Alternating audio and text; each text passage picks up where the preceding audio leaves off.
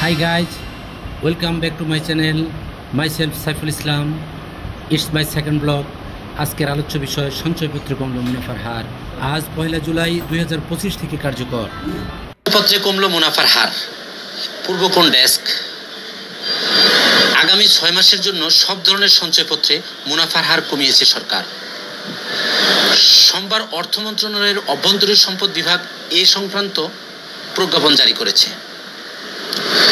1 জানুয়ারি সঞ্চয়পত্রের সুদের হার 5 বছর এবং 2 বছর মেয়াদী ট্রেজারি বন্ডের গড় সুদের হার সর্বশেষ 6 মাসের নিলামের ভিত্তিতে নির্ধারণ কার্যকর করা হয়। বর্তমানে এই দুই ক্ষেত্রে সুদের হার কমায় পরবর্তী 6 মাসের জন্য সঞ্চয়পত্রেও মুনাফার হার কমানো হয়েছে বলে অর্থ মন্ত্রণালয় সূত্রে জানা গেছে।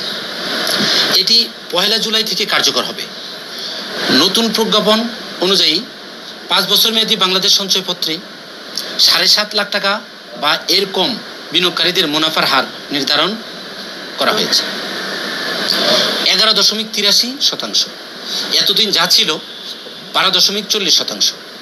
এর বেশি অঙ্কের বিনিয়োগকারীদের মুনাফার হার দাঁড়াবে 11.83%।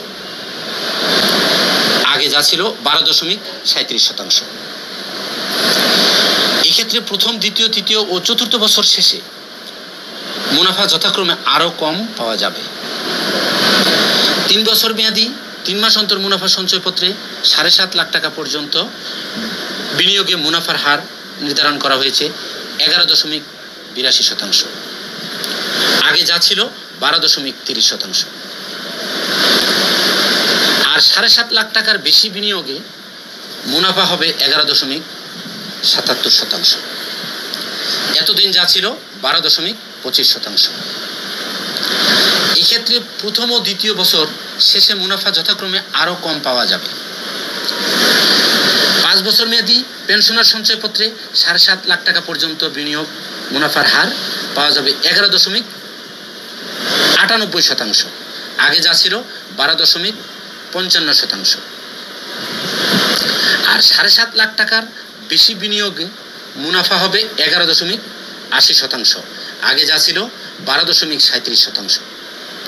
প্রথম, দ্বিতীয়, তৃতীয় ও চতুর্থ বছর শেষে মুনাফা যথাক্রমে আরও কম পাওয়া যাবে। 5 বছর মেয়াদী পরিবার সঞ্চয়পত্রে 7.5 লাখ টাকা পর্যন্ত বিনিয়োগে মুনাফা হার পাওয়া যাবে 11.93%। আগে যা ছিল 12.50%। এর বেশি বিনিয়োগে মুনাফা হবে 11.80%। আগে যা ছিল 12.37%। প্রথম, দ্বিতীয়, তৃতীয় ও চতুর্থ বছর শেষে মুনাফা যথাক্রমে আরও কম পাওয়া যাবে। এছাড়া 3 বছর মেয়াদী ডাকঘর সঞ্চয় ব্যাংক মেয়াদী হিসাবে 7.5 লাখ টাকা পর্যন্ত বিনিয়োগ মুনাফা পাওয়া যাবে 11.82%, যা এতদিন ছিল 12.30%। এর বেশি বিনিয়োগে মুনাফা হবে 11.77%। আগে যা ছিল 12.25%।